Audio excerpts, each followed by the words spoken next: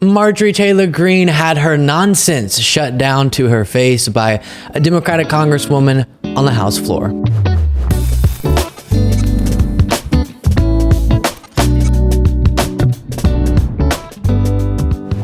Let's check in on what was going on in the House of Representatives yesterday. So Congress is in the middle of debating a bunch of different subjects as they decide on funding bills. And during this process, you'll never guess what Congresswoman Marjorie Taylor Greene's priority was. Take a guess. Think about it. I'll give you some time. What would MTG be thinking about? Protecting the Confederate statues. Indeed, you are correct. And I'm honestly so tired of this conversation. You're erasing history because you don't want your school to be named after that guy who fought to preserve slavery. But here we return to it. Now, let me say up front, do I think the solution to Confederate statues is just in a sort of vigilante fashion doing property damage and ripping them down? No, of course not. But if municipalities or the Department of the Interior, as is at issue here, want to remove them, or schools want to rename themselves, fantastic. Who would be opposed to that? Marjorie Taylor Greene. Very important to her. Top of the list. She'd rather focus on an inanimate object that represents someone who fought for slavery than actually helping living and breathing people. And it was great to see a Democratic Congresswoman, Shelley Pingree, call out Marjorie Taylor Greene's absurdity during this debate. I'll play the clip in just a moment. But first, let me provide one more thought up front. The Confederate statue thing to me is super simple. Let's learn extensively about history, but we don't have to honor aspects of it that are disgraceful. And yes, many of these statues are big honorary sort of symbols to these individuals. Now, in a museum, reenactment through statues of a certain Civil War event, great, totally different thing. But in a town square or a park, why the heck would that be something that we need? Again, learn history, don't celebrate certain aspects. Just like how in Germany, they learn about Hitler, but you don't see any Hitler statues out in public parks. But when it comes to other statues, so the Confederate statues seem like a really simple conversation, but other statues, I think reasonable, good faith people can have debates about. How do we weigh the wrongs in someone's past with the rights? And do we honor someone who contributed a lot to the country in good ways, but did horrible things in their personal life? Again, that's for communities to decide, and honest people can have those debates. I still think regardless, right-wingers spend a little bit too much time obsessing over it, and I wish they would work as hard for the well-being of people who actually have material needs and aren't just statues of people. So that being said, let me break down the context of what we're about to watch. We'll look at this. Then I'm going to give you, just because it's connected to this subject, the background of Marjorie's past with the Confederacy and Confederacy-related controversies. But here, Marjorie Taylor Greene introduced an amendment to a funding bill that would prohibit any federal funds from being used by the Department of the Interior to remove any statues under their jurisdiction. And here was her explanation on why. The chair recognizes the gentlewoman from Georgia. Thank you, Madam Speaker. My amendment prohibits funds from being used to remove any monument on land under the jurisdiction of the Department of Interior. For too long, communist Democrats have been hell-bent on erasing our culture, way of life, and our history, whether we agree with it or not. As George Orwell wrote in 1984, they want a future in which every record has been destroyed or falsified. Every book has been rewritten. Every picture has been repainted. Every statue and street and building has been renamed. Every date has been altered.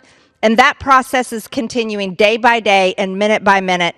And history has stopped. Nothing exists except an endless present in which the party is always right. In 2020, nearly 168 Confederate symbols were removed across the United States, many of which were violently torn down by radical BLM Antifa activists that burned American cities to the ground. Most recently, the statue of Confederate General Robert E. Lee that stood for nearly a century in Charlottesville, Virginia, was dismembered and melted down in a 2,250-degree furnace. The news media was quick to flood social media with video posts of the statue's head melting down in fire. This was the message.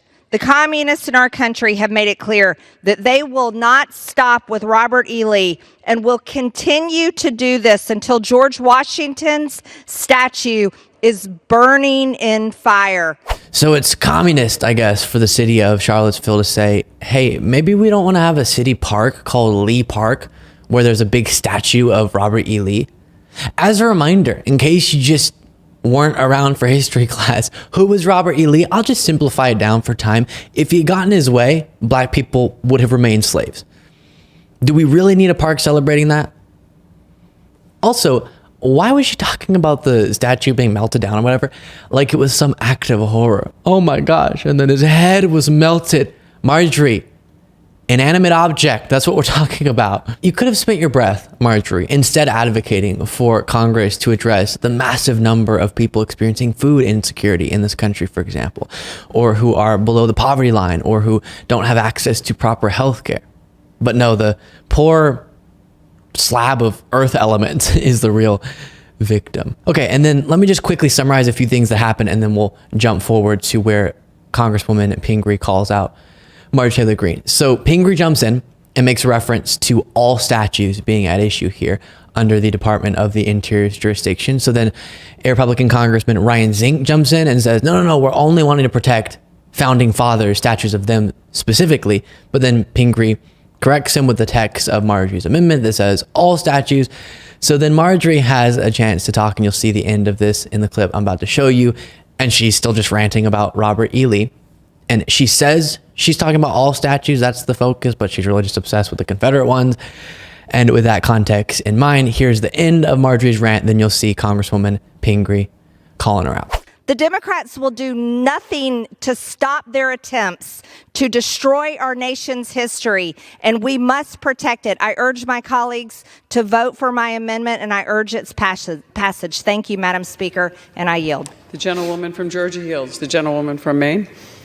So just to clear up a couple of things, my colleague mentioned the founding fathers. Robert E. Lee was not actually one of the founding fathers. He was a general of the Confederacy. That was the city of Charlottesville. That wasn't a national monument when that statue was removed. And I just have to say, I find it rich that the party that has supported book banning in our libraries, rewriting curriculum, not talking about our history over and over again, is the very one that is saying that we have to often keep painful monuments in places where they do damage, where they interfere with people's ability to enjoy the particular area that they're in, and leave it to the Department of Interior to have that discretion. So if we're going to get into talking about book banning and rewriting history, let's have an honest debate about it and talk about the differences between our two parties on this. I oppose this amendment, and I yield back.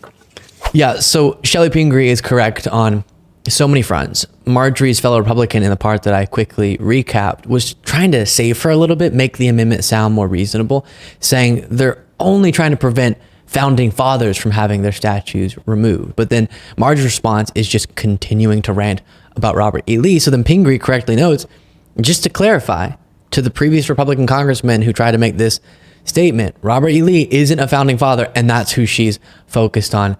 Clearly. Then she correctly points out that Marjorie Greene is saying federal funds shouldn't be used to take down statues, but the example she's whining about is the Charlottesville city government. So that isn't really a relevant example to federal funds. Then, and the wording here from Pingree really struck me, Shelley Pingree points out that there's no reason to force into people's faces painful memories in public parks, for example. Who wants to be sitting having a nice picnic on a Sunday and look up at a larger than life-size statue and think, oh yeah, it was allowed for people to own other people, and then that guy fought to preserve that situation.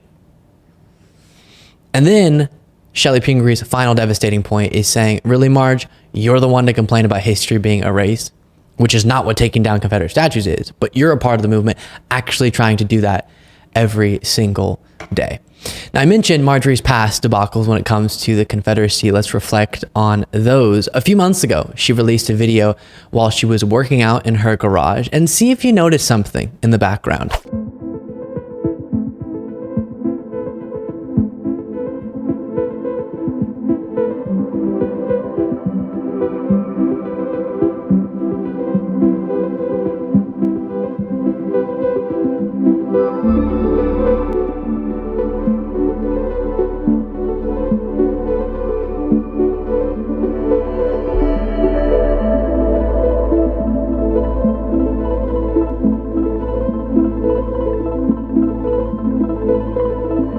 So up next to me is a zoom in of her backdrop, and she has a Confederate flag cooler in her garage. A Confederate flag cooler. What does the Confederate flag represent? They'd say, oh, stage right. Stage right's to do what?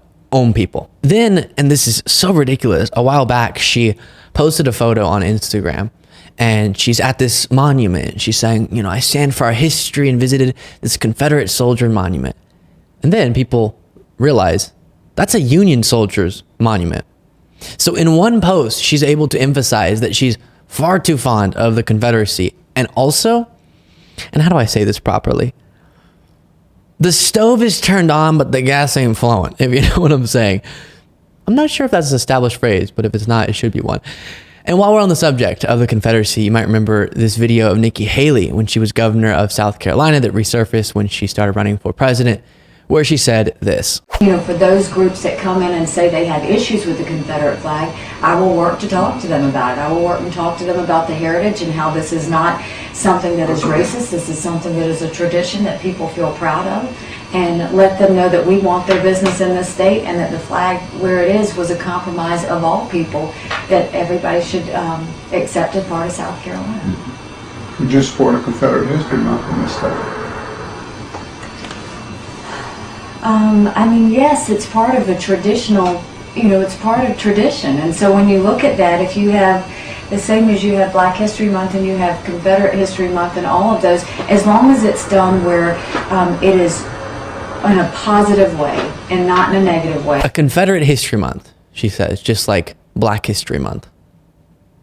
And earlier in the clip, she says, you know, it's something people are proud of. Why? And it's not something, I don't like that people act like sometimes, well, you got to respect that. Some people are just proud of that part of their, no. Why are you proud of that? That's a problem with you. Be proud of something else. Also, I grew up in Texas, so since I was a wee little gentleman, I was seeing Confederate flags. And from really, really young, I remember thinking, after I learned like 1% of the history on the subject, wait, why are people flying those flags? Hey, Pops, clarify for me one more time why it is that people around here will fly those flags. Well, they think that it's a representation of the heritage. Well, what heritage, Dad? Well, there was this group that tried to break away from the country. Why'd they do that? Because they were being told they couldn't own other people anymore. And people are celebrating that now. Really not that complicated, other than the flag is not something that you should be celebrating. Or you can, but just admit what you are saying. Don't act like you don't know what that means whenever you fly it, or when you have it on a cooler, Marjorie. And honestly, it's sort of the saddest thing ever for the people flying it. Get over it, you lost. Anyways, if we can't agree on whether or not we should celebrate the Confederacy, I think that represents a tough situation that we're in as a country. Before we go, don't forget to become a member at lukebeasleyshow.com/membership to get access to a daily bonus show. Really think about this for a second, okay? Not only would you be supporting what we do, that's amazing, but also you watch my content and you're like, oh, this is cool. But, oh, I only got 2 videos today, or 3 videos, or on an awesome day, maybe 4 videos. And it would be cool to just get some more. It's there. It's happening. You're missing. You should feel FOMO about this. LukeBeasleyShow.com/membership. Plus, follow me on Threads at Luke Beasley Official, Instagram at Luke Beasley Official, X at Luke P. Beasley, and sign up for the Beasley Brief, a daily morning newsletter that summarizes the previous day's events by going to LukeBeasleyShow.com/brief. And I'll talk to you next time.